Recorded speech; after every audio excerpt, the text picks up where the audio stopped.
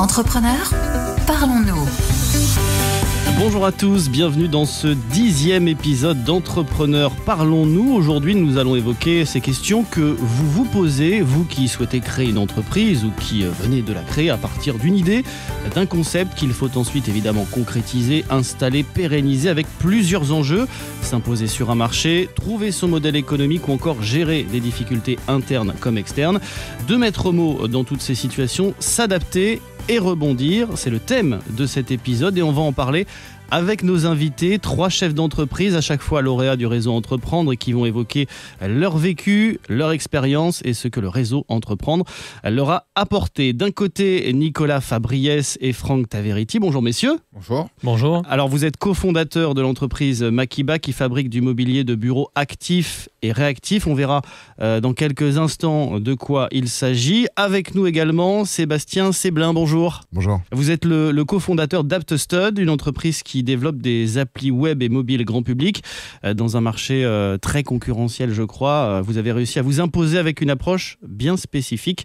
On en parlera. Mais pour commencer, eh bien, on va s'intéresser à vos aventures respectives. Racontez-nous déjà, Nicolas Fabriès et Franck Taveriti, Makiba, c'est quoi en quelques mots, Nicolas Fabriès ? Alors Makiba, c'est un fabricant français de mobilier actif. C'est-à-dire qu'on fabrique du mobilier pour travailler, mais pas que, qui a la particularité de se régler en hauteur. Et donc, qui permet aux gens de travailler assis, de travailler debout, quelle que soit leur taille, de le régler à leur taille. Voilà l'idée. Franck Taveriti, quelques exemples concrets des produits que propose Makiba ? Le plus simple, ça va être le poste de travail individuel, donc le bureau individuel, où aujourd'hui tout le monde est assis avec une table, une chaise. On fait tous des tailles différentes. On sait qu'être assis, c'est mauvais pour la santé. On a proposé une solution qui permet de travailler aussi debout.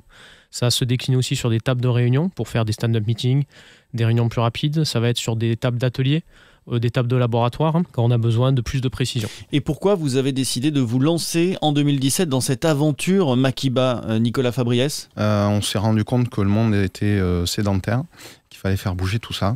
Donc c'était un moment de notre vie où on avait envie de s'investir dans un projet qui a du sens. Ça prenait sens pour nous, on pensait qu'il y avait un potentiel business. Et pour l'instant, je pense qu'on ne s'est pas trompé.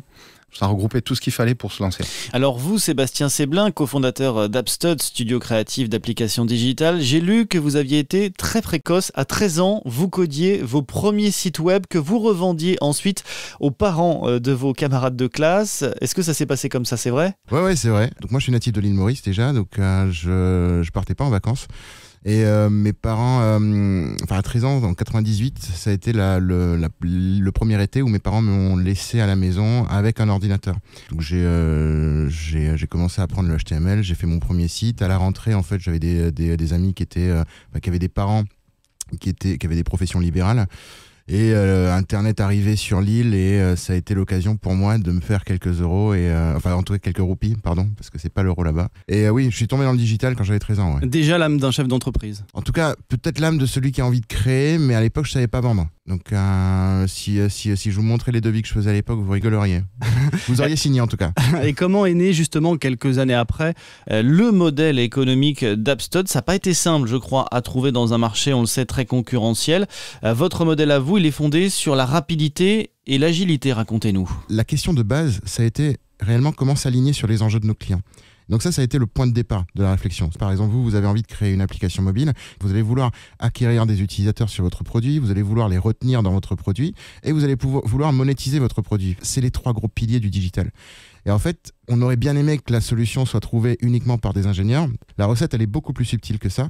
Elle est amenée par des designers, des ergonomes, par des architectes, par des analystes, des marketeurs. Et comme ça, en fait, on a constitué un collectif et on a industrialisé une méthodologie. Et ce collectif s'est travaillé pour constamment produire de la valeur. Et on l'a vu pendant la période Covid. On a un peu flippé, comme tout le monde. Et ça s'est pas trop mal passé, on touche du bois, quoi. Pour Makiba, Nicolas Fabriès, est-ce que le modèle économique a été difficile à trouver ?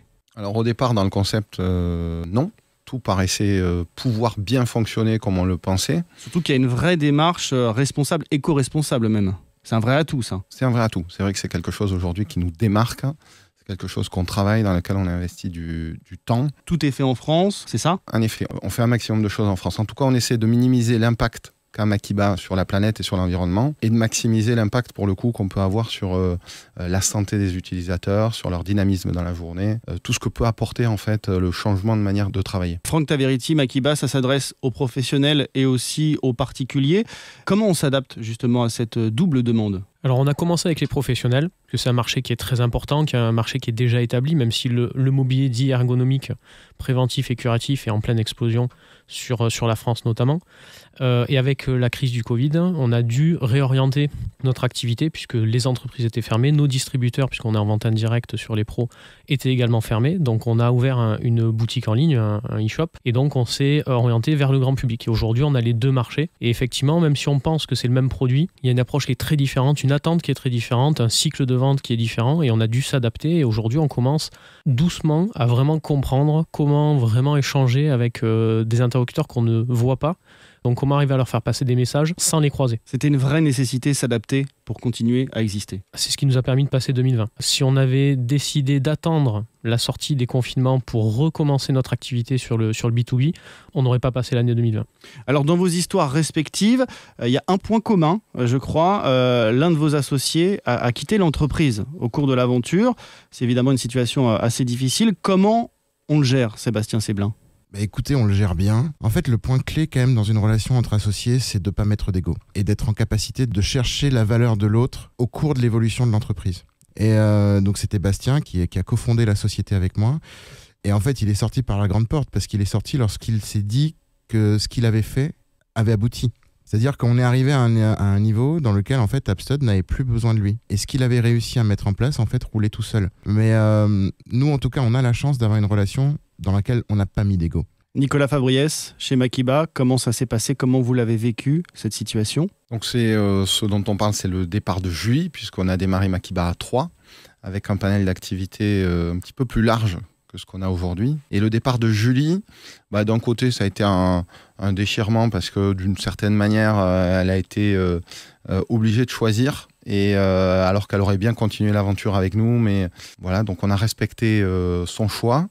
Et d'une certaine manière, ça a simplifié les relations, déjà, avec Franck. À 2, c'était plus simple qu'à 3. Et on a aussi simplifié notre offre, c'est-à-dire, encore une fois, on s'est adapté à nos capacités. Il faut être un chat, hein. Il faut s'adapter, il faut savoir rebondir. Et le départ de l'un d'entre nous, c'est un truc qui peut arriver rapidement, voilà. Et comme d'autres aléas, donc ça en fait partie. Alors vous l'avez parfaitement expliqué, face à chaque difficulté, il y a une solution et c'est aussi le rôle, l'ADN du réseau Entreprendre, accompagner les chefs d'entreprise vers la voie du succès. Chez Makiba, vous en avez bénéficié puisque vous avez été lauréat du réseau Entreprendre en 2019 et j'imagine, Franck Taveriti, que ça vous a beaucoup apporté. Ah oui, tout à fait. Aujourd'hui, quand on nous parle de réseau Entreprendre, on dit à chaque créateur qu'on croise que c'est pour nous presque une étape indispensable pour pas se sentir seul, pour échanger. Comme l'a dit Nicolas, on avait au début une orientation plutôt sur la gestion de la gouvernance, puisqu'on était 3, et puis très rapidement, avec le départ de Julie, on a réorienté notre accompagnement. Notre accompagnatrice a vraiment été de très bons conseils, et ça nous a ouvert sur pas mal de sujets, ça nous a remis en question, tout en nous laissant gérer notre activité, puisque c'est pas un actionnaire qui rentre dans la structure et qui va des fois imposer une vision ou qui des fois peut être pertinente. Là, c'est vraiment un accompagnement. Et les échanges qu'on peut avoir tous les mois avec les autres lauréats permettent souvent d'accélérer sur certains sujets, et des fois des petits sujets mais qui peuvent prendre beaucoup de temps, le recrutement, les outils particuliers de gestion et autres. Sébastien Séblin, chez Upstud, est-ce que le réseau Entreprendre a été pour vous un moteur pour développer votre entreprise et votre activité? Oui, forcément, mais c'est ce qui nous a vraiment été utile avec le réseau Entreprendre, c'est que, comme Nicolas le disait, c'est que vous lancez votre produit, vous êtes le nez dans le guidon, vous savez où est-ce que vous allez aller, vous allez défoncer des murs. Par contre, en fait, à un moment donné, il faut lever la tête, quoi. Faut se dire, ok, où est-ce que je vais, comment évolue le marché, est-ce que je prends les bonnes décisions? Et déjà, en fait, l'accompagnement de temps pour être lauréat, ça vous impose une certaine rigueur qu'on n'avait pas forcément, et donc ça vous impose de l'avoir. Lorsque vous travaillez sur la phase, donc les 5 premiers rendez-vous avec le réseau Entreprendre, en fait, il vous force à étudier le marché beaucoup plus profondément que ce qu'on aurait fait tout seul. Et la deuxième étape, c'est avec l'accompagnateur. Bon, on a eu quelqu'un qui était super, et voilà, comme l'ont dit Nicolas et Franck, en fait, il vous amène autre chose, quoi. Upstud, aujourd'hui, en termes de salariés, ça représente combien? En France, on est 25. On est 10 en Biélorussie, on est 5 à Montréal. On a voulu tenter l'aventure internationale aussi très tôt.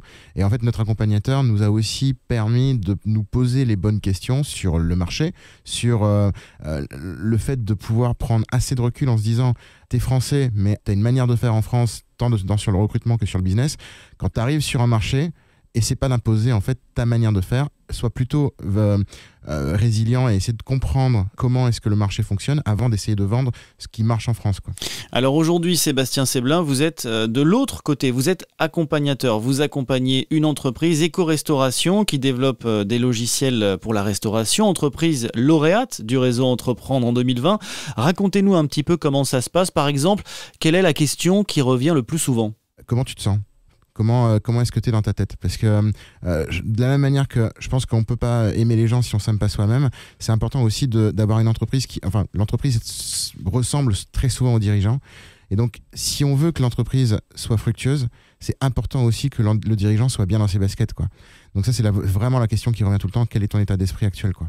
Alors on l'a vu tout au long de cet épisode, s'adapter, rebondir, ce sont les clés de l'entrepreneuriat. Quels conseils vous pouvez donner à ceux et celles qui nous écoutent, actuels ou futurs chefs d'entreprise, qui vont se lancer, qui font face à des difficultés, Nicolas Fabriès ? Moi, je dirais, il ne faut pas oublier que le monde est en mouvement, que tout peut arriver, tout peut changer. On l'a vu avec des événements qui ont dépassé tout ce qu'on pouvait imaginer. Donc, c'est un bon mix de je fonce pour faire avancer mon projet tel que j'y crois et l'anticipation, c'est-à-dire investir dans un petit peu de temps pour sortir justement le nez du guidon et penser à l'avenir et anticiper des problématiques qui pourraient arriver et pas se dire « oh non, ça n'arrivera pas ». Franck Taveriti ? Première chose, je dirais de ne pas rester seul. On est en plus dans le cadre du réseau Entreprendre, donc c'est à propos. Écouter, partager son projet, ne pas avoir peur d'en parler comme souvent on l'entend, comme si on allait se faire piquer l'idée. L'important, c'est la mise en œuvre. Se remettre en question sans perdre confiance en son projet. Savoir s'entourer. Avec l'intérêt du réseau Entreprendre, ce sont des chefs d'entreprise. Alors, pas que des dirigeants, mais des personnes qui ont un côté vraiment business et entreprise, qui ont déjà un vécu et qui, d'une façon ou d'une autre, vont nous transmettre, que ce soit lors d'un repas, d'un échange informel de 5 minutes ou pendant des heures, on va en retirer quelque chose. Et cet échange, c'est ce qui va nous nourrir pour après, à un moment, se dire, tiens, j'ai peut-être eu un bon contact dans ce cas de figure. Sébastien Séblin, un conseil à donner à ceux et celles qui nous écoutent ? Pas lâcher, parce qu'en fait, on est souvent très seul. Et le fait de croiser d'autres dirigeants qui sont souvent passés par là, ça amène un autre regard sur notre activité et on se sent pour le coup beaucoup moins seul et en fait on peut être épaulé. Donc d'une, pas lâcher et surtout en fait comme disait Franck, pouvoir être entouré, quoi. Alors un dernier mot pour conclure, le futur, il va ressembler à quoi chez Makiba, Nicolas Fabriès ? Le futur il va être sympa, des projets de développement de produits, des projets d'extension de nos périmètres commerciaux. On commence à avoir des contacts en dehors de nos frontières françaises pour exporter nos produits. Donc moi je pense qu'on a beaucoup de choses encore à vivre et la partie la plus sympa devrait démarrer maintenant, quoi. Et chez Upstud alors, Sébastien Séblin, l'avenir, il va ressembler à quoi ? Il va ressembler à l'international. Donc ça c'est le premier challenge, c'est-à-dire tous nos investissements sont concentrés sur Montréal aujourd'hui et ça va de pair aussi avec la structuration interne de l'équipe. On a beaucoup recruté ces derniers temps pour constituer ce qu'on appelle nous notre middle management, tout ce qui nous permettra en fait d'avoir une structure pour pouvoir asseoir la croissance de la société. Très bien. Merci messieurs d'avoir été nos invités, Nicolas Fabriès et Franck Taveriti, cofondateurs de l'entreprise Makiba, et Sébastien Séblin, cofondateur d'Upstud. C'est la fin de ce 10e numéro d'Entrepreneurs Parlons-nous. On se retrouve très vite pour un prochain épisode.